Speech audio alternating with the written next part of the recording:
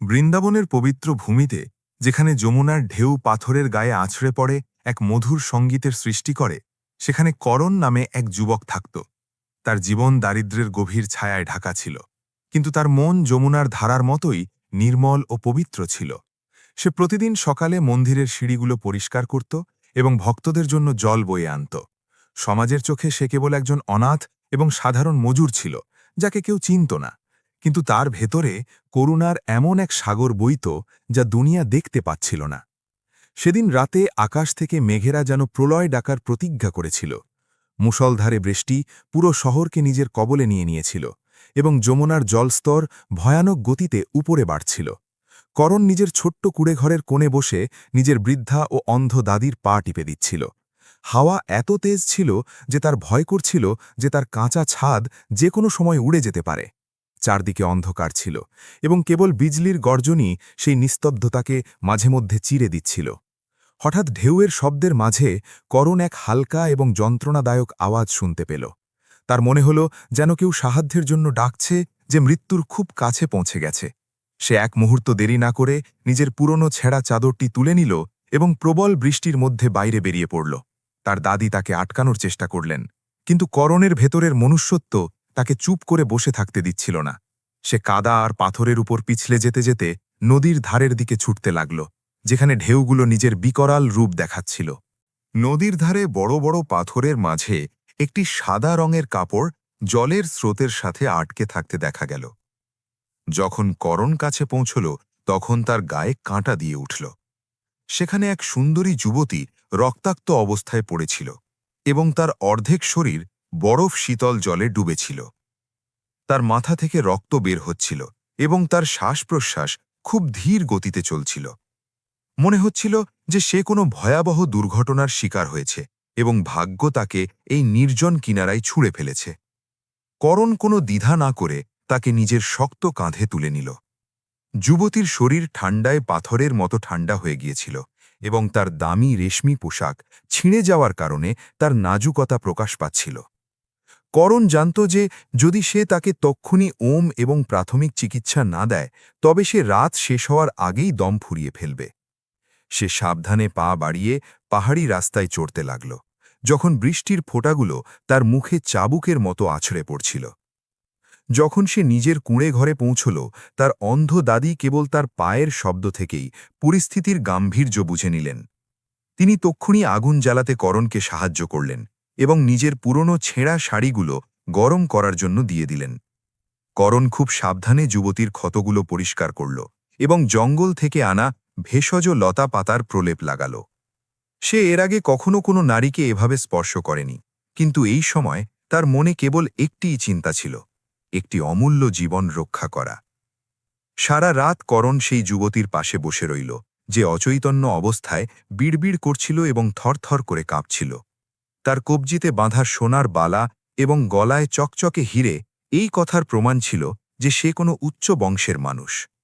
করণের দারিদ্র্য এবং এই যুবতীর আমিরির মাঝে এক বিশাল ব্যবধান ছিল, কিন্তু সেই রাতে মৃত্যুর সামনে তারা দুজনেই সমান ছিল।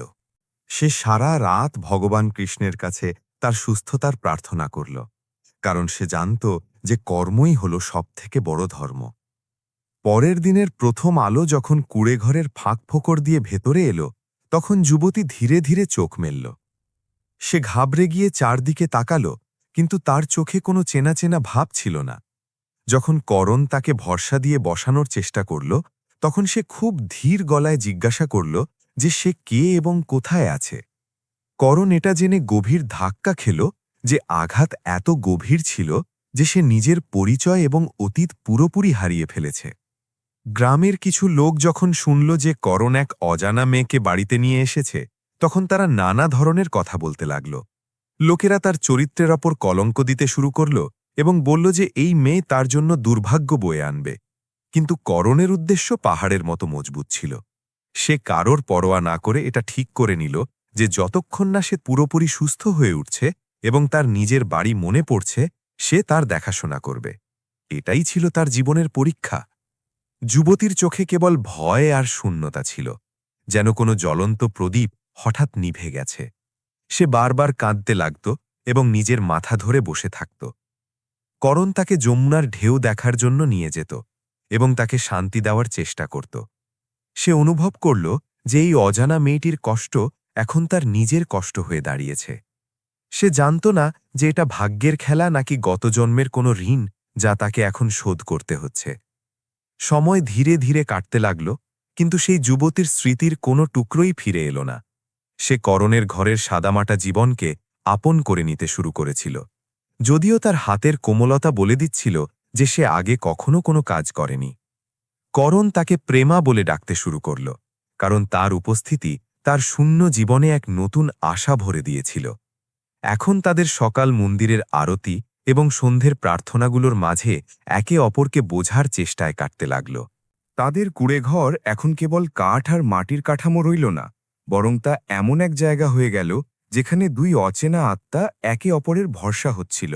করণ তাকে পুরনো গল্প শোনাত, আর সে মন্ত্রমুগ্ধ হয়ে তাকে দেখতে থাকত। ধীরে ধীরে প্রেমার মুখে হাসি ফিরতে লাগল, যদিও সেই হাসিও এক অজানা দুঃখে ঘেরা থাকত। করণের ভয় ছিল যে যেদিন তার সব মনে পড়ে যাবে সেদিন সে তাকে ছেড়ে চলে যাবে, কিন্তু সে এই সত্যিটাকে মেনে নেওয়ার জন্য তৈরি ছিল। করণের দাদি প্রায়ই বলতেন যে যমুনা মা কখনো কাউকে বিনা কারণে নিজের কিনারায় আনেন না। তাদের বিশ্বাস ছিল যে প্রেমার এখানে আসা কোনো বড় উদ্দেশ্যের অংশ। করণ মন্দিরে পাওয়া খাবারের অর্ধেক অংশ প্রেমার জন্য বাঁচাতে শুরু করল। সে নিজে না খেয়ে ঘুমিয়ে যেত, কিন্তু এই বিষয়ে খেয়াল রাখত যাতে প্রেমার কোনো কিছুর অভাব না হয়। এই ত্যাগই ছিল তার ভালোবাসার প্রথম এবং সবথেকে পবিত্র রূপ, যা নিঃস্বার্থভাবে বেড়ে উঠছিল। দিনের পর দিন, সপ্তাহের পর সপ্তাহ কাটতে কাটতে করণ আর প্রেমার মাঝের সম্পর্ক গভীর হতে থাকল। সে তাকে গ্রামের উঁচু নিচু রাস্তায় চলা শেখাত, আর সে তাকে নিজের স্বপ্নের কথা বলত, যেগুলো সে মনে করতে পারত না। কখনো কখনো তারা ঘণ্টার পর ঘণ্টা কিছু না বলে যমুনার ধারে বসে থাকত। সেই নীরব মুহূর্তগুলোতে তারা শব্দের চেয়ে বেশি একে অপরের হৃদস্পন্দন শুনতে পেত। দারিদ্র্য এখন তাদের কষ্ট দিচ্ছিল না, কারণ তাদের কাছে একে অপরের সঙ্গ ছিল। এক সন্ধে যখন সূর্য যমুনার জলে ডুব দিচ্ছিল এবং আকাশ সিঁদুরে রঙে ভরে গিয়েছিল, প্রেমা করণের হাত ধরে ফেলল। সে বলল যে সে আর কখনো নিজের অতীত মনে করতে চায় না, কারণ বর্তমানে যে শান্তি আছে তা সে অন্য কোথাও পায়নি। করণের বুক দুরু দুরু করে কাঁপতে লাগল, কিন্তু সে নিজের আবেগকে নিয়ন্ত্রণে রাখল। সে জানত যে সে কোনো রাজপুত্রের মতো নয়, কিন্তু তার ভালোবাসা কোনো রাজার ধনভাণ্ডারের চেয়েও বড় ছিল। কিন্তু ভাগ্য সবসময় আমাদের পরিকল্পনা মতো চলে না। করণ দেখল যে কিছু অজানা লোক গ্রামে ঘুরছে এবং কারোর ছবি দেখিয়ে জিজ্ঞাসাবাদ করছে। তার মনে এক অদ্ভুত চাঞ্চল্য সৃষ্টি হল। সে ছবিটা দেখল এবং তার রক্ত হিম হয়ে গেল। সেই ছবিটা অন্য আরও নয়, বরং প্রেমার ছিল। সে বুঝতে পারল যে সে সুখের স্বপ্নটা সে দেখছিল তা এখন শেষ হতে চলেছে এবং বাস্তবতার মুখোমুখি হওয়ার সময় এসে গেছে। করণ সারা রাত ঘুমোতে পারল না। সে বারবার ঘুমন্ত প্রেমার মাসুম মুখটার দিকে তাকাচ্ছিল, যে এখন তার জীবনের কেন্দ্রবিন্দু হয়ে উঠেছিল। এক পাশে তার নিঃস্বার্থ ভালোবাসা ছিল, আর অন্যদিকে নৈতিকতার প্রশ্ন। তার কি উচিত প্রেমাকে তার ধনী পরিবারের হাতে সঁপে দেওয়া, নাকি তাকে নিজের কাছে রেখে তাকে রক্ষা করা? সে জানত যে যদি সে সত্যিটা গোপন করে তবে সে নিজের কর্মের সাথে অন্যায় করবে, যা তার আত্মা কখনো সহ্য করবে না। পরের দিন সকালে সে মন্দিরের পূজারী মশাইয়ের কাছ থেকে পরামর্শ নিল। পূজারী মশাই তাকে বোঝালেন যে সত্য তেতো হতে পারে, কিন্তু সেটাই মুক্তির একমাত্র পথ। করণ ভারী মনে ভগবানের চরণে মাথা নত করল এবং শক্তি চাইল। সে ঠিক করল যে সে প্রেমাকে সত্যিটা জানাবে, এর ফল যাই হোক না কেন। সে চাইত না যে তাদের সম্পর্ক মিথ্যের ভিত্তির ওপর দাঁড়িয়ে থাকুক, কারণ সত্য ভালোবাসা সব সময় আত্মত্যাগ চায় এবং সে তা দেওয়ার জন্য প্রস্তুত ছিল। যখন সে বাড়ি ফিরল, প্রেমা তাকে দেখে হাসল, কিন্তু করণের চোখে জল ছিল। সে তাকে সেই লিফলেটটি দেখাল যেটা সে রাস্তায় পেয়েছিল। যেমাত্র প্রেমা সেই ছবিটা দেখল, তার মুখের রং উড়ে গেল এবং সে কাঁপতে লাগল। হঠাৎ তার মাথায় পুরনো স্মৃতির বিদ্যুৎ খেলে গেল। সে আবছা আবছা ছবি দেখতে পেল, বড় বড় গাড়ি, উঁচু মহল এবং একজন লোক যে তাকে চিৎকার করে ডাকছিল। সে ভয়ে করণকে জড়িয়ে ধরল এবং দুকরে কেঁদে উঠল। করণ তাকে সান্ত্বনা দিল এবং বলল যে সে তাকে কখনো একা ছাড়বে না। কিন্তু তার ভেতরের ভয় বাড়তে থাকল, যে সে তাকে সেই জগৎ থেকে কিভাবে বাঁচাবে যেটা তার নিজের নয়। সে অনুভব করল যে যমুনার ঢেউ এখন আর আগের মতো শান্ত নেই, সেগুলো আসন্ন ঝড়ের সংকেত দিচ্ছিল। সে নিজের সব সাহস সঞ্চয় করল এবং প্রেমাকে সত্যের মুখোমুখি হওয়ার জন্য সে প্রস্তুত করল, কারণ এখন তাদের জীবনের গল্প এক নতুন মোড় নিতে যাচ্ছিল। প্রেমার হাট, যা একসময় মখমলি বিছানা আর রেশমি কাপড়ে অভ্যস্ত ছিল, এখন উনুনের ছাই আর মাটির বাসনের মাঝে নিজের নতুন পরিচয় খুঁজছিল। মাটির দেয়ালের সেই ছোট্ট কুঁড়ে ঘরে, যেখানে বিলাসিতার বদলে কেবল ভালোবাসা আর সারল্য ছিল, সেখানে সে ধীরে ধীরে বাঁচতে শিখে নিয়েছিল।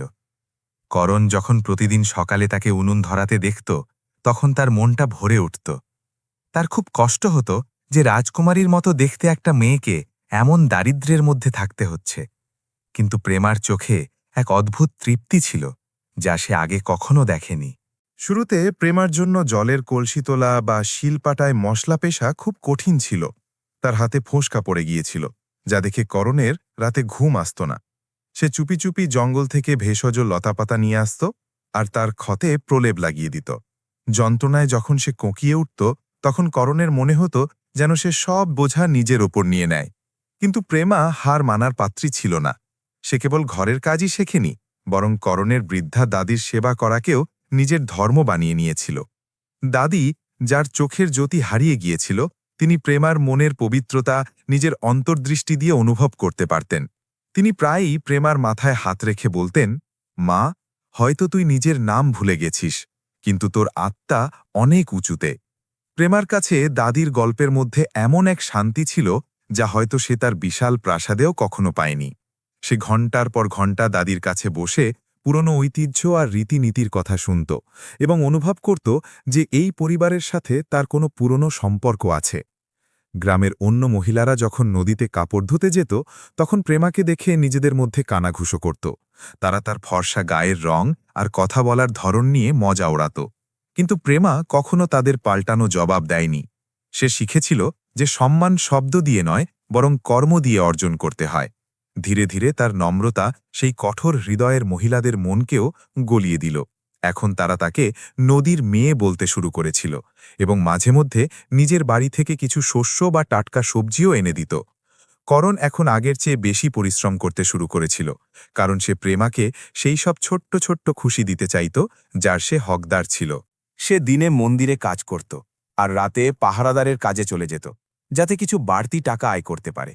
তার সব ক্লান্তি তখন দূর হয়ে যেত যখন সে দিনের শেষে ঘরে ফিরত এবং প্রেমাকে দরজায় তার জন্য অপেক্ষা করতে দেখত। তাদের মধ্যে এখন শব্দের প্রয়োজন কম হতে শুরু করেছিল। একে অপরের চোখের দিকে তাকিয়েই তারা মনের কথা বুঝে নিত। এটি ছিল এক মৌন ভাষা যা দুই আত্মার মাঝে বয়ে চলত। একদিন করণ বাজার থেকে প্রেমার জন্য লাল রঙের কাঁচের চুড়ি নিয়ে এলো। যখন সে সেই চুড়িগুলো প্রেমার কবজিতে পরিয়ে দিল, তখন তার চোখে এক আলাদা উজ্জ্বলতা চলে এলো।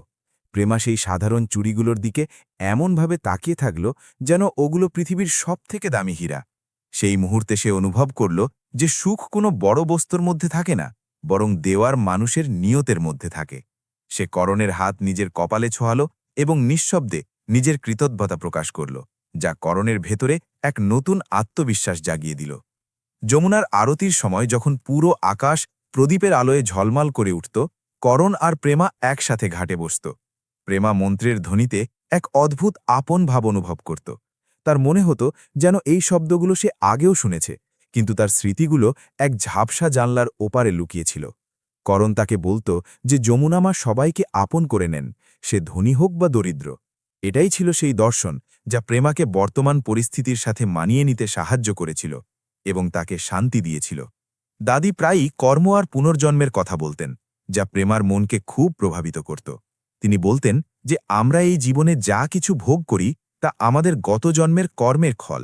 প্রেমা ভাবতে থাকত যে সে গত জন্মে নিশ্চয়ই কোনো ভালো কাজ করেছিল, যার ফলে করণের মতো একজন রক্ষক পেয়েছে। যদিও সে নিজের নাম আর ঠিকানা ভুলে গিয়েছিল, কিন্তু সে এক নতুন পরিচয় পেয়ে গিয়েছিল। এমন এক পরিচয় যা ধনসম্পদ আর সামাজিক প্রতিপত্তি থেকে যোজন যোজন দূরে কেবল প্রেম আর সেবার ওপর দাঁড়িয়েছিল। গরমের দিনে যখন দুপুরের রোদ খুব চড়া হতো, প্রেমা করণের জন্য খেতে খাবার নিয়ে যেত। তাকে কঠিন পরিশ্রম করতে দেখে সে আবেগপ্রবণ হয়ে পড়ত এবং নিজের আঁচল দিয়ে তার ঘাম মুছে দিত। করণের নিজের দারিদ্র্য নিয়ে কখনো লজ্জা ছিল না, কিন্তু তার মনে ভয় থাকত যে কোনো ধনী লোক এসে তার প্রেমাকে ছিনিয়ে না নিয়ে যায়। সে জানত যে এই শান্তি কেবল এক মায়া হতে পারে এবং যে কোনো দিন তার পৃথিবী উজাড় হয়ে যেতে পারে। তবুও সে সেই মুহূর্তগুলোকে প্রাণ ভরে বাঁচতে চাইত। এক রাতে কুঁড়েঘরে প্রদীপ জ্বালানোর সময় প্রেমার আঙুল পুড়ে গেল। সে যন্ত্রণায় চিৎকার করে উঠল, আর করণ তক্ষুনি ছুটে এলো। সে তার আঙুলটি নিজের মুখে নিল যাতে জ্বালা কমে যায়। সেই মুহূর্তে তাদের চোখাচোখি হল, আর সময় যেন থমকে গেল। তাদের দুজনের মাঝের সামাজিক দেয়াল ভেঙে পড়ল এবং কেবল দুটি আত্মা রয়ে গেল যারা একে অপরের জন্য স্পন্দিত হচ্ছিল। করণ অনুভব করল যে সে প্রেমাকে নিঃস্বার্থভাবে ভালোবাসতে শুরু করেছে, এমন এক ভালোবাসা যা কেবল ত্যাগ আর উৎসর্গ করতে জানে। মাস গড়ানোর সাথে সাথে প্রেমা গ্রামের বাচ্চাদের পড়াতে শুরু করল। যদিও তার নিজের পড়াশোনার ব্যাপারে কিছু মনে ছিল না, কিন্তু সে গণিত আর ভাষা খুব ভালোভাবে জানত। গ্রামের লোকেরা অবাক হয়ে যেত যে এই অজানা মেয়েটি এতটা বিদুষী কিভাবে হতে পারে। বাচ্চারা তাকে খুব ভালোবাসতে লাগল এবং তাকে দিদি বলে ডাকতে শুরু করল। প্রেমার মনে হতে লাগল যে তার জীবন এখন সার্থক হচ্ছে এবং সেই ছোট্ট গ্রামের এক অবিচ্ছেদ্য অংশ হয়ে দাঁড়িয়েছে। কিন্তু ভাগ্যের লিখন ছিল অন্যরকম, কারণ সত্যি কখনো বেশি দিন চাপা দিয়ে রাখা যায় না। গ্রামের মেলায় এক অচেনা লোক প্রেমাকে দেখে ফেলল এবং তাকে চিনে নিল।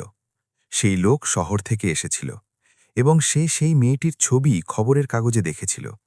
সে তক্ষুনি দিল্লিতে তার পরিবারকে খবর দিয়ে দিল। করণ এই বিষয়ে একেবারেই জানত না যে তার সুখের প্রাসাদের ভিত্তি নড়ে গেছে। সে তখনও সেই সোনালি স্বপ্নে বিভোর ছিল যা সে আর প্রেমা একসাথে রেখেছিল। প্রেমা ইদানিং রাতে খুব ভয়ঙ্কর স্বপ্ন দেখতে শুরু করেছিল, যেখানে সে নিজেকে উঁচু পাহাড় থেকে পড়ে যেতে আর জলে ডুবে যেতে অনুভব করত। সে ঘামে ভিজে জেগে উঠত, আর করণ তাকে জড়িয়ে ধরে সান্ত্বনা দিত। তার মনে পড়তে শুরু করেছিল যে সে কোনো বড় বিপদ থেকে পালাচ্ছিল, কিন্তু সেই মুখটি এখনও স্পষ্ট ছিল না। সে ভয় পেত যদি সে স্মৃতি ফিরে পায় তবে হয়তো সে এই সাধারণ জীবনটা হারিয়ে ফেলবে, যা এখন তার কাছে খুব প্রিয় হয়ে উঠেছিল। করণ অনুভব করল যে প্রেমার ব্যবহারে এক অদ্ভুত পরিবর্তন আসছে। সে এখন খুব উদাস থাকত আর ঘণ্টার পর ঘণ্টা যমুনার তীরে বসে শূন্য চোখে তাকিয়ে থাকত। তার মনে হলো হয়তো সে তার আসল পরিবারের জন্য ব্যথিত হচ্ছে। সে ভগবানের কাছে প্রার্থনা করল যেন তাকে এতটা শক্তি দেন যাতে সে প্রেমার খুশির জন্য যে কোনো কিছু করতে পারে। তার ভালোবাসা এখন এতটাই পরিণত হয়েছিল যে সে নিজের খুশির চেয়েও তার মঙ্গল আর ভবিষ্যতের কথা ভাবতে শুরু করেছিল।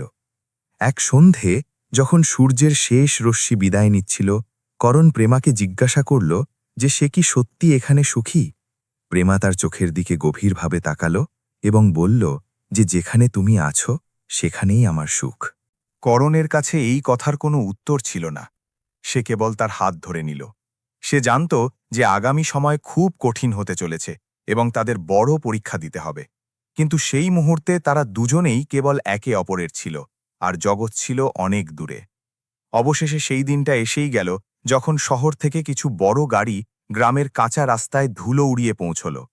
গ্রামের লোকেরা ভয় পেয়ে গেল আর নিজেদের ঘরে লুকিয়ে পড়ল। করণ সেই সময় খেতে ছিল, আর প্রেমা দাদির সাথে ঘরে ছিল। যখন সেই গাড়িগুলো থেকে কালো স্যুট পরা লোকেরা নামল, তখন প্রেমার মুখ ফ্যাকাশে হয়ে গেল। তার হঠাৎ সব মনে পড়তে লাগল, তার প্রাসাদ, তার বাবা, আর সেই ভয়ঙ্কর দুর্ঘটনা। তার চোখের সামনে পুরো সিনেমার মতো তার অতীত ঘুরে এলো। ঋষভ, যে প্রেমার বাগদত্তা ছিল, গাড়ি থেকে নিচে নামল এবং তার চোখে এক অদ্ভুত ক্রূর উজ্জ্বলতা ছিল। সে প্রেমাকে চিনে ফেলল এবং চিৎকার করে বলল, স্বরা, তুমি এখানে এই নরকে কি করছো? প্রেমা, যে এখন নিজের আসল পরিচয় জেনে গিয়েছিল, সে কাঁপতে লাগল। সে ঋষভকে চিনত এবং তার খারাপ ব্যবহারগুলোও মনে করতে পারছিল। সে অনুভব করল যে তার স্বাধীনতা এখন শেষ হতে চলেছে এবং তাকে আবার সেই সোনার খাঁচায় ফিরে যেতে হবে যাকে সে ঘৃণা করত। করণ দৌড়াতে দৌড়াতে সেখানে পৌঁছল এবং দেখল যে কিছু লোক প্রেমাকে জোর করে নিয়ে যাওয়ার চেষ্টা করছে। সে মাঝখানে আসার চেষ্টা করল, কিন্তু ঋষভের দেহরক্ষীরা তাকে ধাক্কা দিয়ে মাটিতে ফেলে দিল। তারা করণকে গালিগালাজ করল এবং তাকে এক সাধারণ চোর বলল যে এক ধনী মেয়েকে অপহরণ করেছিল। করণের চোখে জল ছিল, কিন্তু সেগুলো দুর্বলতার নয়, বরং অপমান আর বিচ্ছেদের ছিল।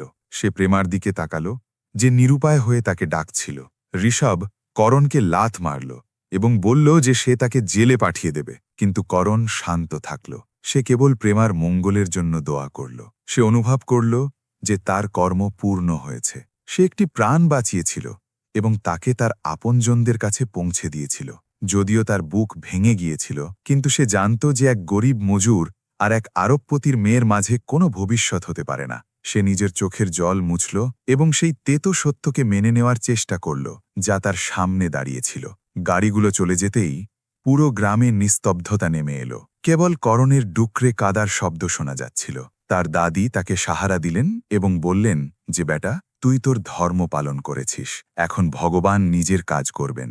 করণ যমুনা মায়ের দিকে তাকালো এবং অনুভব করল যে আজ তার ঢেউগুলোও কাঁদছিল। তার প্রেমা এখন সরা হয়ে গিয়েছিল এবং তারা তাকে অনেক দূরে নিয়ে গিয়েছিল।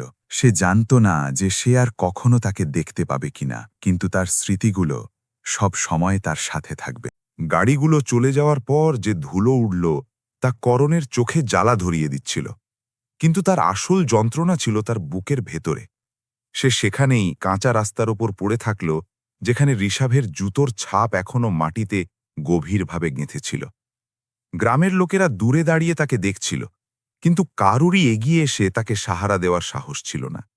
সে অনুভব করল যে তার পৃথিবী এক মুহূর্তেই চুরমার হয়ে গেছে এবং যে খুশিগুলো সে মাসখানেক ধরে জমিয়েছিল তা বালির মতো তার হাত থেকে ফসকাল। তার অন্ধ দাদি নিজের লাঠি ঠকঠক করতে করতে ধীরে ধীরে তার কাছে পৌঁছলেন এবং তার কাঁধে নিজের কাঁপতে থাকা হাত রাখলেন। তিনি কোনো শব্দ বললেন না, কিন্তু তার স্পর্শে সেই সান্ত্বনা ছিল যা কেবল এক অভিজ্ঞ হৃদয়ই দিতে পারে। করণ নিজের মাথা তার চরণে রেখে দিল এবং কোনো ছোট্ট বাচ্চার মতো ফুপিয়ে ফুপিয়ে কাঁদতে লাগল। নিজের দারিদ্র্যের উপর তার এত রাগ আগে কখনো আসেনি যতটা আজ আসছিল।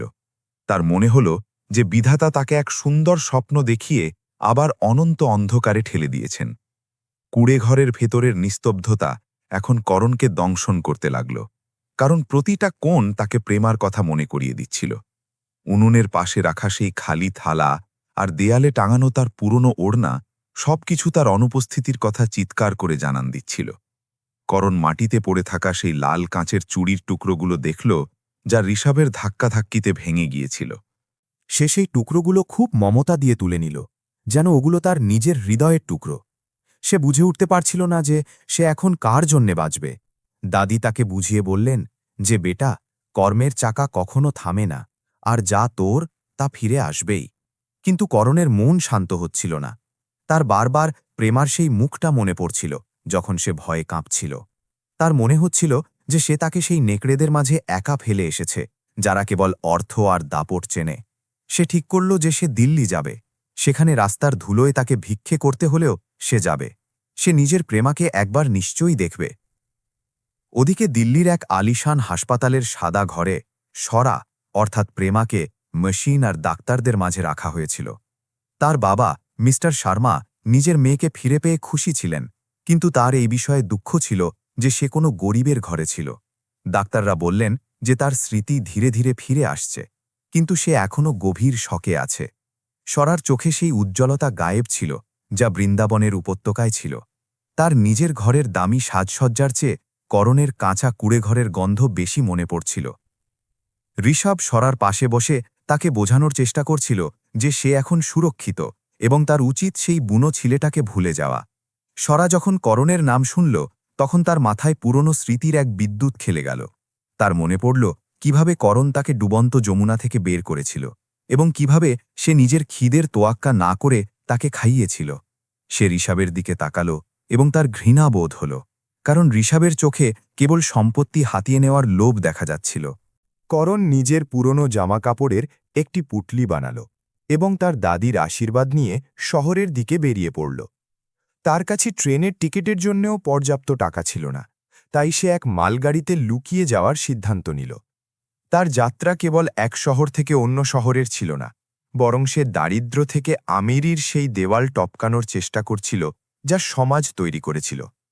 রাস্তা জুড়ে সে কেবল ভগবান কৃষ্ণের নাম জপতে থাকল, কারণ তার বিশ্বাস ছিল যে সত্য ভালোবাসা কখনো হারে না।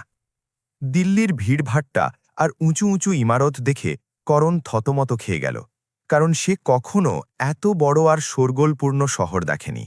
ওখানের হাওয়ায় বৃন্দাবনের মতো বিশুদ্ধতা ছিল না, বরং চারদিকে ধোঁয়া আর স্বার্থের গন্ধ ছিল। সে শর্মা পরিবারের বাংলোর ঠিকানা জিজ্ঞাসা করার জন্যে অনেক লোকের কাছে মিনতি করল, কিন্তু লোকেরা তাকে এক ভিখারি ভেবে তাড়িয়ে দিচ্ছিল। সে অনুভব করল যে এই জাঁকজমকপূর্ণ পৃথিবীতে একজন মানুষের দাম তার জামাকাপড় আর তার ব্যাংক ব্যালেন্স দিয়ে ঠিক করা হয়। অনেক দিন ঘুরে বেড়ানোর পর অবশেষে সে সেই বিশাল লোহার গেটের সামনে পৌঁছল যেখানে শর্মা ভিলা লেখা ছিল। সেখানে মোতায়েন নিরাপত্তারক্ষীরা করণকে দেখেই লাঠি তুলে নিল এবং তাকে সেখান থেকে পালিয়ে যেতে বলল। করণ তাদের হাত জোর করে বিনতি করল যে সে কেবল একবার তার দিদির সাথে দেখা করতে চায়, কিন্তু তাদের হাসিতে কোনো দয়া ছিল না। তারা তাকে নোংরা গালি দিতে লাগল এবং তাকে ধাক্কা দিয়ে রাস্তায় ফেলে দিল। করণের ছিঁড়ে যাওয়া জামা আর তার খালি পা তাদের চোখে এক অপরাধীর সমান ছিল। স্বরাকে হাসপাতাল থেকে বাড়ি আনা হয়েছিল, কিন্তু সে এক জ্যান্ত লাশের মতো হয়ে গিয়েছিল। সে প্রায়ই নিজের জানলার পাশে বসে বাইরের দিকে তাকিয়ে থাকত, যেন সে কারোর অপেক্ষা করছে। তার সেই মন্ত্রগুলো মনে পড়ত যা করণ মন্দিরে গাইত, এবং তার সেই মুহূর্তগুলোর কথা মনে পড়ত যখন তারা যমুনা তীরে একসাথে বসত। তার মনে হচ্ছিল যে তার শরীর তো এই মহলে আছে, কিন্তু তার আত্মা এখনও বৃন্দাবনের সেই পাহাড়গুলোতে ঘুরে বেড়াচ্ছে। এক রাতে যখন বৃষ্টি হচ্ছিল, করণ বাংলোর দেয়ালের ওপর ভর দিয়ে ভিজতে ভিজতে বসেছিল। ঠান্ডায় তার কম্পন হচ্ছিল, কিন্তু তার জেদ একটুও টলল না। তার মনে হল যে হয়তো স্বরা কখনো জানলা দিয়ে বাইরে তাকাবে আর তাকে চিনে নেবে। তার কাছে খাওয়ার জন্য কিছু ছিল না, কেবল যমুনার জলের একটি ছোট বোতল ছিল যা সে নিজের সাথে নিয়ে এসেছিল। সে জানত যে সে এক অসম্ভব লড়াই লড়ছে, কিন্তু ভালোবাসায় হার মেনে নেওয়া তার সংস্কারে ছিল না। ঋষাও জানলা দিয়ে করণকে দেখে নিল এবং তার মুখে এক দুষ্টুমি ভরা হাসি ফুটে উঠল। সে তার গার্ডদের আদেশ দিল যে এই কাঙালটাকে ধরে শহরের বাইরে কোনো নির্জন জায়গায় ফেলে দিয়ে আয়, এবং তাকে এত মার যে সে যেন দ্বিতীয়বার এখানে আসার সাহস না করে। গার্ডরা করণকে নির্মমভাবে পিটল এবং তাকে এক অন্ধকার গলিতে রক্তাক্ত অবস্থায় ফেলে দিয়ে এলো। করণের শরীর থেকে রক্ত ঝরছিল, কিন্তু সে মনে মনে হাসছিল, কারণ সে স্বরার এক ঝলক দেখে নিয়েছিল। পরদিন সকালে স্বরা বাড়ির বাইরে কিছু গোলমাল শুনতে পেল, এবং সে জানতে পারল যে কোনো এক গরিব ছেলেকে সেখান থেকে তাড়ানো হয়েছে। তার হৃৎস্পন্দন বেড়ে গেল এবং তক্ষুনি তার করণের কথা মনে পড়ল। সে তার বাবাকে জিজ্ঞাসা করল, কিন্তু তিনি কথাটা এড়িয়ে গেলেন। স্বরা এখন নিশ্চিত হয়ে গিয়েছিল যে করণ তাকে খুঁজতে খুঁজতে এখানে পৌঁছে গেছে। নিজের নিরুপায় অবস্থার ওপর তার কান্না পেল, কারণ সে সেই সোনার খাঁচায় বন্দী ছিল যেখানে তার নিজের ইচ্ছের কোনো মূল্য ছিল না। করণকে এক দয়ালু চাওয়ালার সাহারা দিল এবং তাকে সামান্য খাবার দিল। সেই চাওয়ালা তাকে বোঝাল যে বেটা, বড়লোকদের দুনিয়া খুব নির্মম হয়, এখানে বিচার কেবল ধনীরাই পায়। কিন্তু করণ হার মানল না। সে ঠিক করল যে সে ততক্ষণ ফিরে যাবে না যতক্ষণ না সে স্বরাকে এটা জানিয়ে দিচ্ছে যে সে সুরক্ষিত আছে। সে স্থানীয় মন্দিরে গিয়ে প্রার্থনা করল এবং নিজের কষ্টকে ভগবানের চরণে সঁপে দিল, কারণ তার কেবল অলৌকিক কিছুর ওপরই ভরসা ছিল। স্বরা এক সাহসী পদক্ষেপ নেওয়ার সিদ্ধান্ত নিল এবং তার পুরনো কাজের মেয়ের সাহায্য নিল, যে তাকে খুব ভালোবাসত। সে তাকে একটি চিঠি দিল এবং বলল যে সে যেন এটি সেই ছেলেটির কাছে পৌঁছে দেয় যে গেটের বাইরে দাঁড়িয়ে থাকে। চিঠিতে লেখা ছিল, করণ, তুমি ফিরে যাও, এখানে তোমার জীবনের ঝুঁকি আছে। আমি তোমাকে কখনো ভুলব না, কিন্তু আমাদের জগৎ আলাদা। যখন করণ সেই চিঠিটা পেল, তখন তার চোখ দিয়ে গরম জল গড়িয়ে পড়তে লাগল, কারণ তার মনে হল যে তার প্রেমা এখন তাকে দূরে পাঠিয়ে দিচ্ছে। করণ চিঠির জবাব দেওয়ার জন্য পেন আর কাগজের ব্যবস্থা করল। সে লিখল, আমি এখানে তোমাকে ফিরিয়ে নিয়ে যেতে আসিনি, শুধু এটা দেখতে এসেছি যে তুমি খুশি আছো কিনা। যদি তোমার সুখ এই মহলেই থাকে, তবে আমি চুপি চুপি চলে যাব, কিন্তু মনে রেখো, যমুনা মা সব সময় তোমার সাথে আছেন। যখন স্বরা এই চিঠিটা করল, তখন সে নিজের ভুল বুঝতে পারল। সে বুঝতে পারল যে করণের ভালোবাসা এতটাই পবিত্র যে সে তার সুখের জন্য নিজের দুঃখও সইতে পারে। ঋষভ এখন স্বরাকে বিয়ের জন্য চাপ দিতে শুরু করেছিল, এবং তার বাবাও ব্যবসায়িক কারণে এই সম্পর্কের পক্ষে ছিলেন। স্বরার মনে হচ্ছিল যে তার দম বন্ধ হয়ে আসছে এবং সেই লোক দেখানো জীবন থেকে পালিয়ে যেতে চায়। সে বারবার নিজের স্মৃতিগুলোকে জোড়া লাগানোর চেষ্টা করছিল, যে আসলে সেই দুর্ঘটনার রাতে কি হয়েছিল। তার কিছু আবছা ছবি মনে পড়তে লাগল, যেখানে ঋষভ তাকে নৌকা থেকে ধাক্কা দিয়ে ফেলে দিচ্ছে। সে বুঝতে পারল যে তার আসল শত্রু অন্য কেউ নয়, বরং তার হবু স্বামী। করণ এখন হার মেনে নিয়ে আবার বৃন্দাবনে ফেরার সিদ্ধান্ত নিল, কারণ তার মনে হল যে তার এখানে থাকা সরার জীবনে আরও সমস্যা তৈরি করবে। সে সেই বাংলোর মাটি নিজের কপালে ছোঁয়াল এবং শেষবারের মতো সেই জানলার দিকে তাকাল যেখানে সরা দাঁড়িয়েছিল। সে নিজের ভাঙা স্বপ্ন আর আহত শরীর নিয়ে রেল স্টেশনের দিকে চলতে শুরু করল। তার মনে হচ্ছিল যে তার কর্ম এখন পূর্ণ হয়েছে, কিন্তু সে কি জানত যে গল্প এখনও শেষ হয়নি? তখনই হঠাৎ স্টেশনে সে ঋষভকে কিছু গুন্ডাদের সাথে কথা বলতে দেখল। ঋষভ তাদের টাকা দিচ্ছিল আর বলছিল যে সরার বাবাকে রাস্তা থেকে সরাতে হবে, যাতে সব সম্পত্তি তার হাতে চলে আসে। করণের রক্ত টকবক করে ফুটে উঠল। সে বুঝতে পারল যে সরার প্রাণ আর তার বাবার সুরক্ষা এখন বিপদে। সে ফিরে আসার সিদ্ধান্ত নিল, কারণ এখন এটা কেবল ভালোবাসার কথা ছিল না, বরং অন্যায়ের বিরুদ্ধে লড়াইয়ের প্রশ্ন ছিল। করণ অন্ধকারের সুযোগ নিয়ে আবার শর্মা ভিলার দিকে দৌড় লাগাল। তার কাছে কোনো অস্ত্র ছিল না, কেবল সত্যের শক্তি আর ন্যায়ের ভাবনা ছিল। সে জানত যে যদি সে আজ কিছু না করে, তবে সরার জীবন চিরকালের জন্য বরবাদ হয়ে যাবে। বৃন্দাবনের সেই শান্ত যুবকের ভেতরে এখন এক যোদ্ধা জেগে উঠেছিল। সে জানত যে কর্মের ফল পাওয়ার সময় এসে গেছে এবং ভগবান তাকে সঠিক রাস্তা নিশ্চয়ই দেখাবেন, পথ যতই কঠিন হোক না কেন। করণের পায়ে গভীর ফোসকা ছিল এবং তার পুরো শরীর যন্ত্রণায় ভেঙে পড়ছিল, কিন্তু তার মনে জ্বলতে থাকা আগুন তাকে থামতে দিল না। সে দিল্লির ব্যস্ত রাস্তায় পাগলের মতো দৌড়াচ্ছিল, যেখানে লোকেরা তাকে ঘৃণার চোখে দেখছিল। সে জানত যে ঋষভের ষড়যন্ত্র সরার বাবার জীবনকে বিপন্ন করে তুলেছে। সে সেই উঁচু দেয়াল টপকানোর চেষ্টা করতে লাগল, যা আমিরি আর গরিবীর মাঝে এক দুর্ভেদ্য দুর্গের মতো দাঁড়িয়েছিল এবং যে কোনো গরিবকে ভেতরে ঢুকতে বাধা দিচ্ছিল। পেছনের রাস্তা দিয়ে যেখানে ময়লা ফেলা হতো, করণ বাংলোর ভেতরে প্রবেশ করল। ওখানে নিস্তব্ধতা তাকে ভয় দেখাচ্ছিল, কিন্তু তার আত্মা তাকে এগিয়ে যাওয়ার প্রেরণা দিচ্ছিল। সে দেখল যে ঋষভ চুপি চুপি মিস্টার শর্মার পড়ার ঘরের দিকে এগোচ্ছে। তার হাতে একটা ছোট বিষাক্ত শিশি ছিল। করণের হৃৎস্পন্দন বেড়ে গেল, কারণ সে বুঝতে পারল যে মৃত্যু খুব কাছে এবং সময় খুব কম। সে নিজের প্রাণের তোয়াক্কা করল না, শুধু সরার বাবাকে বাঁচাতে চাইল। ঋষভ দরজা খোলা মাত্রই করণ নিজের পুরো শক্তি দিয়ে তাকে ধাক্কা দিল। ঋষভ মেঝেতে পড়ে গেল আর তার হাত থেকে সেই শিশিটা দূরে ছিটকে গেল। শব্দ শুনে মিস্টার শর্মা জেগে গেলেন এবং তিনি অবাক হয়ে দেখলেন যে এক ছিন্ন ভিন্ন যুবক তার ঘরে দাঁড়িয়ে আছে। ঋষভ তক্ষুনি চাল পাল্টে চিৎকার করতে শুরু করল যে এই ভিখারি তাকে লুটতে আর মারতে এসেছে। করণের কাছে নিজের নির্দোষ হওয়ার কোনো প্রমাণ ছিল না, কেবল তার চোখে থাকা সততাই ছিল তার একমাত্র ঢাল, যা কেউ দেখতে পাচ্ছিল না। নিরাপত্তারক্ষীরা তক্ষুনি ঘরে ঢুকে পড়ল এবং তারা করণের ওপর লাঠির বৃষ্টি শুরু করে দিল। তাকে নির্মমভাবে টেনে হিঁচড়ে মেঝেতে আছাড় মারা হলো। অন্যদিকে ঋষভ নিজের শার্ট ঠিক করতে করতে হাসছিল। করণের মুখ দিয়ে রক্ত বেরোচ্ছিল, কিন্তু তার নজর সেই শিশিকার উপর আটকে ছিল, যা টেবিলের নিচে লুকিয়েছিল। সে কাঁপতে থাকা হাত দিয়ে ওটার দিকে ইশারা করল, কিন্তু কেউ তার কথা শোনার প্রয়োজন মনে করল না। বড়লোকদের আদালতে গরিবের আওয়াজ সবসময় না শোনা আর গুরুত্বহীনই থেকে যায়। সরা গোলমাল শুনে সেখানে পৌঁছাল এবং সে রক্তে ভেজা করণকে দেখল। তার বুক কেঁপে উঠল এবং সে নিজের বাবার পায়ে পড়ে তাকে সত্যিটা বলার চেষ্টা করতে লাগল। সে চিৎকার করে বলল যে করণ কখনো কারোর ক্ষতি করতে পারে না, কারণ সেই বৃন্দাবনে তার প্রাণ বাঁচিয়েছিল। শর্মা সাহেব দ্বিধায় ছিলেন, একদিকে তার হবু জামাই আর অন্যদিকে সেই যুবক যে তার মেয়ের নিঃস্বার্থ সেবা করেছিল। পরিবেশে এক ভারী উত্তেজনা বিরাজ করছিল, যা যে কোনো মুহূর্তে ফেটে পড়তে পারত।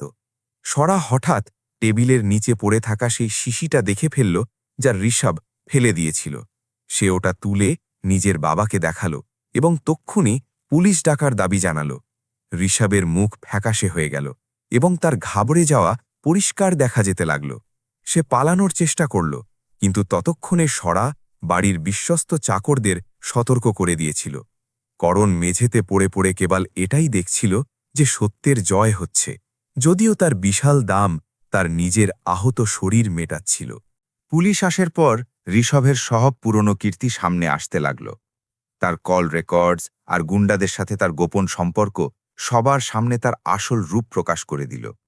তাকে হাতকড়া পরিয়ে নিয়ে যাওয়া হলো, কিন্তু যাওয়ার সময়ও সে করণের দিকে নফরত ভরা চোখে তাকাল। করণ এখন এক গভীর শান্তি অনুভব করছিল, কারণ সে তার কথা রেখেছিল। সে সরার দিকে তাকালো, যার চোখে কৃতজ্ঞতা আর ভালোবাসার জল ছিল, যা যে কোনো জাগতিক পুরস্কারের চেয়ে অনেক বড়। করণকে কাছের এক বড় হাসপাতালে ভর্তি করা হলো, যেখানে শর্মা সাহেব তার চিকিৎসার পুরো খরচ বহন করার সিদ্ধান্ত নিলেন। যদিও তারা তার প্রতি কৃতজ্ঞ ছিলেন, কিন্তু তাদের ভেতরের অহংকার তখনও পুরোপুরি মরেনি। তাদের এটা মেনে নিতে কষ্ট হচ্ছিল যে এক সাধারণ মজুর তাদের বংশের ইজ্জত আর প্রাণ বাঁচিয়েছে। সারা দিন রাত করণের বিছানার পাশে বসে থাকত, যাতে তার বাবার চিন্তা আরও বেড়ে যাচ্ছিল, কারণ তিনি নিজের সামাজিক মর্যাদা হারানোর ভয় পাচ্ছিলেন। কিছুদিন পর যখন করণের পুরোপুরি জ্ঞান ফিরল, সে নিজেকে এক আলিশান ঘরে আবিষ্কার করল। তার ওখানের কৃত্রিম পরিচ্ছন্নতা আর ওষুধের কড়া গন্ধ খুব অদ্ভুত লাগছিল। সে নিজের যমুনা মায়ের কোলে ফিরে যেতে চাইল, যেখানে সত্যিকারের শান্তি আর স্বস্তি ছিল। সরা তার হাত ধরে নিল এবং তাকে থেকে যাওয়ার জন্য অনুরোধ করল, কিন্তু করণ জানত যে সে এই মহলের অংশ কখনো হতে পারবে না। সে অনুভব করল যে তার এখানে থাকা সরার জন্য সামাজিক অপমানের বড় কারণ হবে। মিস্টার শর্মা করণের সাথে একান্তে কথা বললেন এবং তাকে এক বিশাল অঙ্কের টাকার চেক দেওয়ার প্রস্তাব দিলেন। তিনি বললেন, তুমি যা করেছ তার ঋণ আমি কখনো শোধ করতে পারব না, কিন্তু তুমি আমাদের সমপর্যায়ের নও, তাই চলে যাও। করণ সেই চেকের দিকে তাকালো এবং তারপর শর্মা সাহেবের চোখের দিকে তাকিয়ে খুব বিনম্রভাবে সেই কাগজটি ফিরিয়ে দিল আর বলল যে, সাহেব, ভালোবাসা আর মনুষ্যত্বের কোনো দাম হয় না। করণের এই ছোট কথাটি শর্মা সাহেবের অহংকারে এক গভীর আঘাত করল। করণ কাউকে কিছু না বলে চুপি চুপি হাসপাতাল ছাড়ার সিদ্ধান্ত নিল। সে সরার জন্য একটি ছোট চিঠি রেখে গেল, যাতে লেখা ছিল, তুমি এক উঁচু আকাশের পাখি আর আমি মাটির এক সাধারণ পথিক, আমাদের মিলন সম্ভব নয়। সে নিজের ছেঁড়া পুটলিটা তুলে নিল এবং অন্ধকার রাতে বাইরে বেরিয়ে গেল। সে জানত যে তার পথ কাঁটায় ভরা, কিন্তু তার মন এখন খুব হালকা ছিল। সে তার কর্মের ঋণ পুরোপুরি শোধ করে দিয়েছিল এবং এখন তাকে নিজের আত্মার শুদ্ধির জন্য যেতে হতো। সকালে যখন সরা জানতে পারল যে করণ চলে গেছে, সে পাগলের মতো তাকে খুঁজতে লাগল। তার মনে হল তার অর্ধেক অস্তিত্ব তার সাথে চলে গেছে এবং সে আবার একা হয়ে গেছে। সে তার বাবার সাথে ঝগড়া করল এবং তার দেওয়া ধনসম্পদ প্রত্যাখ্যান করল। সে অনুভব করল যে সে যে জগতে বাস করছে তা খুব ফাঁপা আর নির্মম। তার করণের সেই কুঁড়ে ঘর আর যমুনার ঢেউ মনে পড়তে লাগল, যেখানে কোনো উঁচু নিচু ছিল না এবং যেখানে কেবল ভালোবাসার ভাষা বলা হতো। করণ আমার বৃন্দাবনের দিকে যাওয়া ট্রেনে বসে পড়ল। তার কাছে আমার টাকা ছিল না, কিন্তু এবার তার হৃদয়ে কোনো বোঝা ছিল না। পথে সে সেই সব লোকেদের কথা ভাবতে থাকল যাদের সে দিল্লিতে দেখেছিল, সেই সব লোক যাদের কাছে টাকা তো প্রচুর ছিল, কিন্তু শান্তি ছিল না। সে অনুভব করল যে দারিদ্র্য একটি অভিশাপ হতে পারে, কিন্তু সততা এমন এক বরদান যা যে কোনো ধনভাণ্ডারের চেয়ে বড়। সে তার অন্ধ দাদির কাছে ফেরার জন্য খুব ব্যাকুল আর অস্থির ছিল। ট্রেন যত পাহাড়ের দিকে এগোতে লাগল, হাওয়া তত ঠান্ডা আর সতেজ হতে লাগল। করণের চোখে উজ্জ্বলতা ফিরতে লাগল, কারণ সে নিজের মাটির কাছাকাছি পৌঁছচ্ছিল। তার মনে হল যেন যমুনা মা তাকে ডাকছেন আর বলছেন, স্বাগত আমার লাল, তুই তো ধর্ম পালন করেছিস। সে অনুভব করল যে তার আসল ধন হল সেই শান্তি যা সে বৃন্দাবনের উপত্যকায় পেত, দিল্লির গগনচুম্বী ইমারতগুলোর মাঝে পাওয়া লোক দেখানো আর মিথ্যে সামাজিক সম্মান নয়। যখন সে নিজের গ্রামে পৌঁছল, তখন সূর্য ডুবছিল এবং চারদিকে শান্তি ছিল। তার কুঁড়েঘর আগের মতোই ছিল, কিন্তু তা খুব শান্ত লাগছিল। তার দাদি দরজায় বসে মালা জপছিলেন আর কারোর অপেক্ষা করছিলেন। করণ দৌড়ে গিয়ে তার পা ছুল এবং তার কোলে মাথা রেখে দিল। দাদি তার মুখটা বুলিয়ে দিলেন এবং বুঝে গেলেন যে তাদের ছেলে এক বড় যুদ্ধে জয়ী হয়ে ফিরে এসেছে। তিনি বললেন যে, বেটা, তুই সেই সোনা জিতেছিস যা আগুনে পুড়ে আরও খাঁটি হয়ে যায়। করণ আবার মন্দিরে কাজ করা শুরু করল। লোকেরা তাকে এখন এক আলাদা নজরে দেখত, কারণ তারা জানতে পেরেছিল যে সে এক ধনী মেয়ের প্রাণ বাঁচিয়েছে। কিন্তু করণের জন্য কিছুই বদলায়নি। সে আজও সেই জল বয়ে আনা সাধারণ যুবক ছিল। সে প্রায়ই বিকেলে সেই পাথরের ওপর বসত, যেখানে সে আর প্রেমা অর্থাৎ সরা বসে থাকত। সে জানত যে সে এখন হয়তো আর কখনোই ফিরে আসবে না, কিন্তু তার স্মৃতিগুলোই এখন তার একমাত্র জীবনভরের সম্বল। দিল্লিতে সরা নিজেকে পুরোপুরি বদলে ফেলেছিল। সে রাজকীয় সুখ স্বাচ্ছন্দ্য ত্যাগ করে দিয়েছিল এবং তার বাবার চ্যারিটি ট্রাস্টের মাধ্যমে গরিবদের সেবা করা শুরু করেছিল। সে অনুভব করেছিল যে করণ তাকে জীবনের যে পাঠ শিখিয়েছিল তা কোনো বিশ্ববিদ্যালয়ে পাওয়া সম্ভব নয়। সে প্রতি রাতে যমুনার দিকে হাত জোড় করে প্রার্থনা করত। সে প্রার্থনা করত যে করণ যেখানেই থাকুক যেন খুশি থাকে। তাদের মাঝে দূরত্ব হাজার হাজার মাইলের ছিল, কিন্তু তাদের মন একে অপরের সাথে চিরকালের জন্য জুড়ে গিয়েছিল। ঋষভ জেলে নিজের কৃতকর্মের শাস্তি পাচ্ছিল, আর শর্মা সাহেবের স্বাস্থ্য ধীরে ধীরে বিগড়াতে শুরু করেছিল। তিনি এখন করণের অভাব অনুভব করতেন, কারণ তার কাছে অনেক চাকরবাকর মিল থাকলেও কোনো বিশ্বস্ত এবং খাঁটি মানুষ ছিল না। তিনি বুঝতে পারছিলেন যে মানুষের আসল সম্পদ হল তার নিয়ত আর চরিত্র। তিনি স্বরাকে বললেন যে তিনি আরও একবার বৃন্দাবন যেতে চান, যাতে সেই যুবকের কাছে ক্ষমা চাইতে পারেন, যাকে তিনি কেবল তার দারিদ্র্যের কারণে প্রত্যাখ্যান করেছিলেন। স্বরার মনে আবারও আশার এক নতুন কিরণ জেগে উঠল। তার মনে হল হয়তো ভগবান তার প্রার্থনা শুনেছেন এবং সে তার ভালোবাসা ফিরে পেতে পারে। সে তক্ষুনি বৃন্দাবন যাওয়ার প্রস্তুতি শুরু করে দিল। সে এবার কোনো ধনী রাজকুমারীর মতো নয়, বরং একজন সাধারণ ভক্তের মতো সেখানে যেতে চাইত। সে তার গয়না আর রেশমি পোশাক খুলে ফেলল এবং একটি সাধারণ সুতির শাড়ি পরে নিল। সে তার সেই প্রেমা পরিচয়টিকে আবারও বাঁচিয়ে তুলতে চাইত, যা সে করণের সাথে কাটিয়েছিল। বৃন্দাবনের বাতাসে আবারও এক চঞ্চলতা শুরু হয়েছিল। যমুনার ঢেউগুলো যেন কোনো বিশেষ অতিথির আগমনের অপেক্ষায় ছিল। করণও এক অদ্ভুত অনুভূতি পাচ্ছিল, যেন কেউ তাকে অনেক দূর থেকে ডাকছে আর তার জীবন বদলাতে চলেছে। সে জানত না যে আগামী দিন তার জন্য কি নিয়ে আসবে, কিন্তু নিজের কর্মের ওপর তার পূর্ণ ভরসা ছিল। গল্প এখন তার শেষ পর্যায়ের দিকে এগোচ্ছিল, যেখানে ন্যায় আর প্রেমের মহাসঙ্গম হতে যাচ্ছিল। 2 বছর পর বৃন্দাবনের সেই পবিত্র ভূমি, যেখানে বাতাসে আজও যমুনার ঢেউয়ের শীতলতা আর রোদে ভক্তির তেজ মিশে আছে, তা স্বরাকে স্বাগত জানানোর জন্য প্রস্তুত ছিল। সে গাড়ি থেকে নামা মাত্রই সেই ধুলো নিজের কপালে মাখল, যা একসময় সে নিজের আমিরির অহংকারে তুচ্ছ করেছিল। তার হৃদয় জোরে সোরে কাঁপছিল এবং চোখে অনুতাপের সাথে মিলনের এক তীব্র আকুলতা ছিল।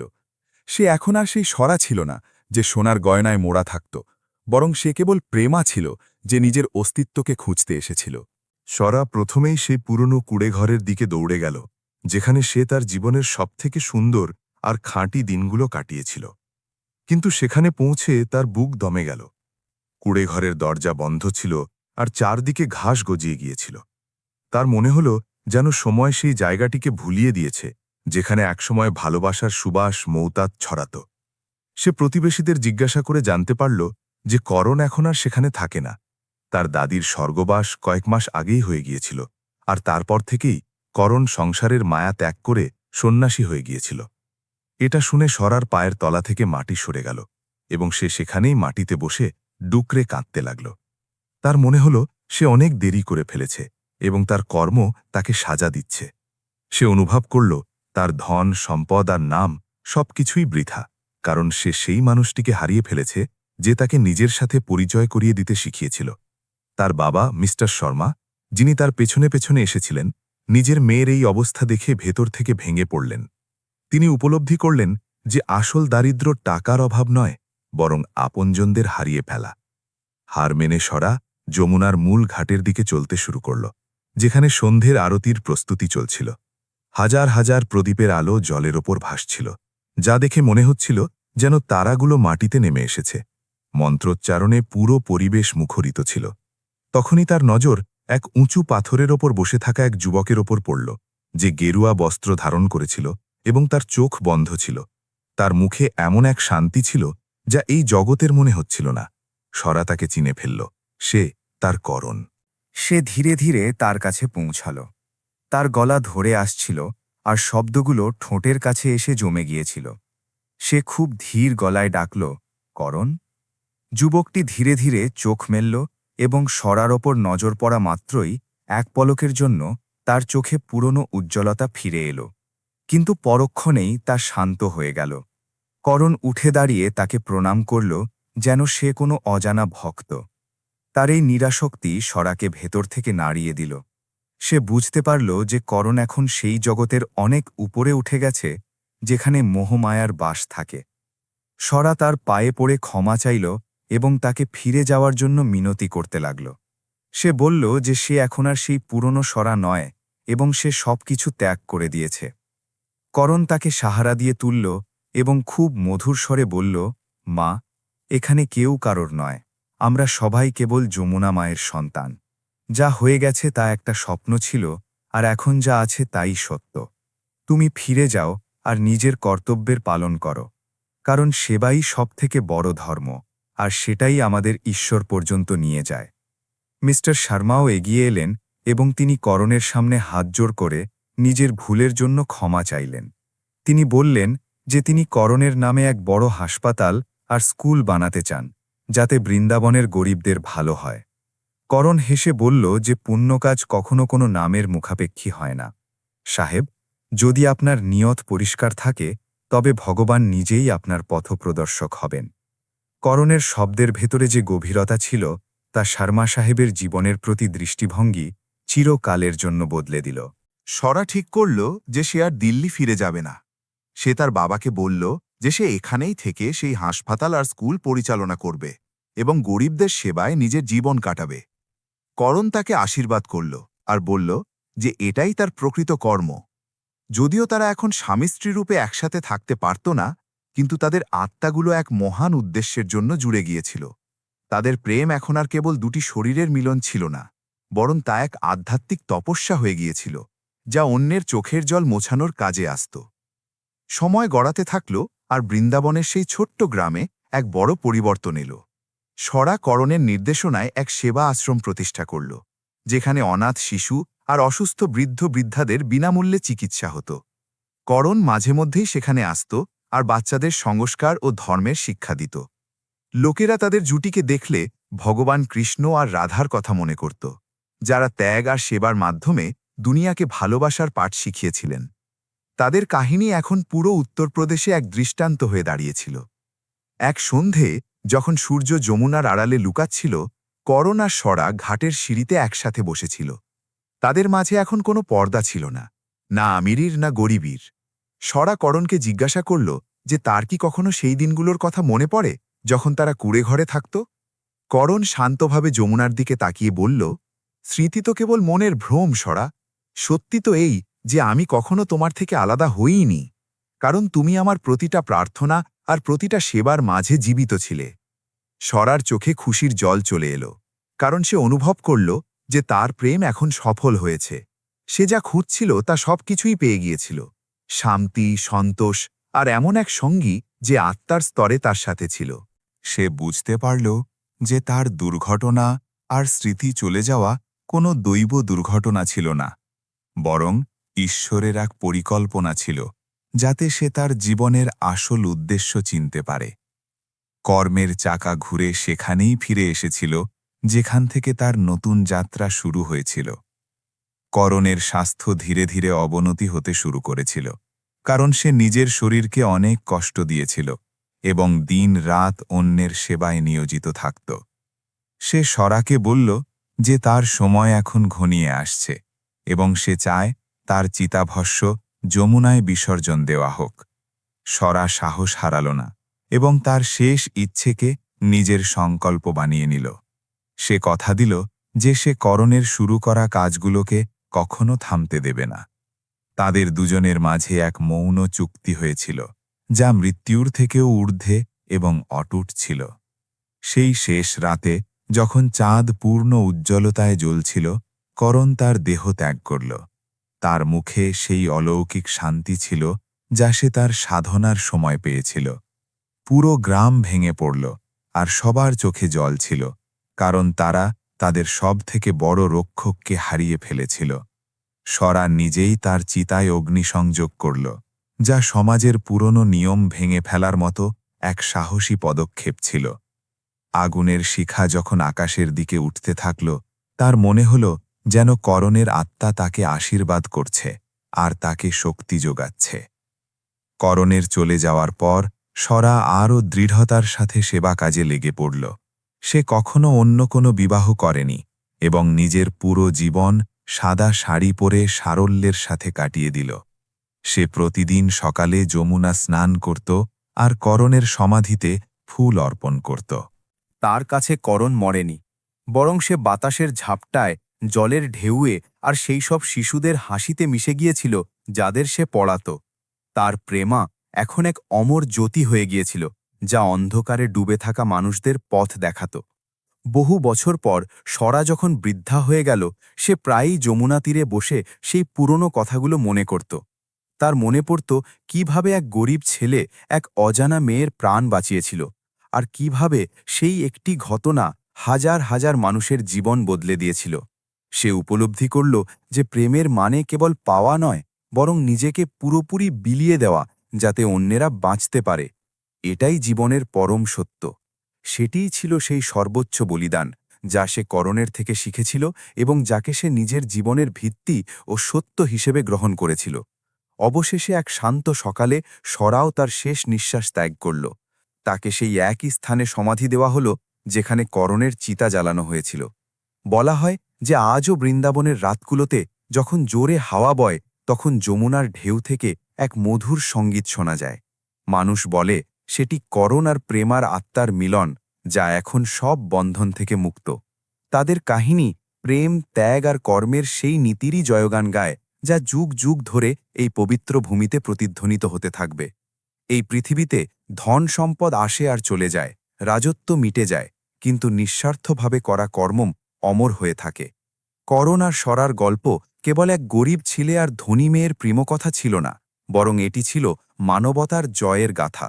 এটি শিখিয়েছে যে যদি মনে করুণা আর সংকল্পে সততা থাকে, তবে একজন সাধারণ মানুষও ঈশ্বরের মতো পূজনীয় হয়ে উঠতে পারে। যমুনা মা আজও বয়ে চলছেন, তার বুকে সেই হাজারো কাহিনীকে আগলে রেখে, যেখানে বলিদানই হল পরম সত্য। ন্যায়ের দেবী তার রায় শুনিয়ে দিয়েছিলেন, আর কর্মের হিসাব বরাবর হয়ে গিয়েছিল। ঋষভের মতো মানুষেরা নিজেদের পাপাচার আর মন্দ স্বভাবের আগুনে জ্বলে পুড়ে ছাই হয়ে গেল। অন্যদিকে করণ আর সরার মতো পবিত্র হৃদয়ের মানুষেরা ইতিহাসের পাতায় স্বর্ণাক্ষরে নাম লিখিয়ে নিল। আজও ভক্তরা যখন যমুনার জল হাতে নেন, তখন তারা সেই মহান আত্মাগুলোকে প্রণাম জানান, যারা প্রমাণ করে দিয়েছে যে প্রেমই এই জগতের সব থেকে বড় শক্তি। আর এরই সাথে বৃন্দাবনের উপত্যকায় প্রতিধ্বনিত এই অমর গাথা পূর্ণতা লাভ করল। সরার বাবা নিজের হুইলে তার সমস্ত সম্পত্তি সেই ট্রাস্টকে দান করে দিলেন, যার মাধ্যমে হাজার হাজার অনাথ শিশুর ভবিষ্যৎ উজ্জ্বল হয়ে উঠল। তার প্রায়শ্চিত্ত পূর্ণ হল, এবং জীবনের শেষ সময় তিনি সেই শান্তি খুঁজে পেলেন যা কোটি কোটি টাকা খরচ করেও কেনা সম্ভব নয়। মৃত্যুর সময় তিনি করণের ছবিটি নিজের বুকের সাথে ধরে রেখেছিলেন, যা এই কথার প্রমাণ দেয় যে একজন গরিবের চরিত্র এক অহংকারী ধনীর হৃদয় জয় করে নিয়েছিল। এটি ছিল মানবতার সব থেকে সুন্দর আর হৃদয়স্পর্শী দৃশ্য, যা বৃন্দাবন দেখেছিল। গল্পের শেষটা হয়তো বিয়োগান্তক মনে হতে পারে, কিন্তু এটি বাস্তবে ছিল এক নতুন শুরু। তাদের মৃত্যু তাদের এমন এক জগতে মিলিয়ে দিল যেখানে কোনো সামাজিক বৈষম্য নেই। তাদের উত্তরাধিকার আজও সেই সব স্কুল আর হাসপাতালের মাধ্যমে বেঁচে আছে, যেখানে আসা প্রতিটি মানুষ করণ আর প্রেমার বলিদানের কাহিনী শোনে এবং অনুপ্রাণিত হয়। যমুনার ঢেউ বয়ে চলবে, আর এই কাহিনী অমর হয়ে থাকবে, কারণ সত্য প্রেম কখনো মরে না, তা কেবল নিজের রূপ বদলে অনন্তকাল বেঁচে থাকে।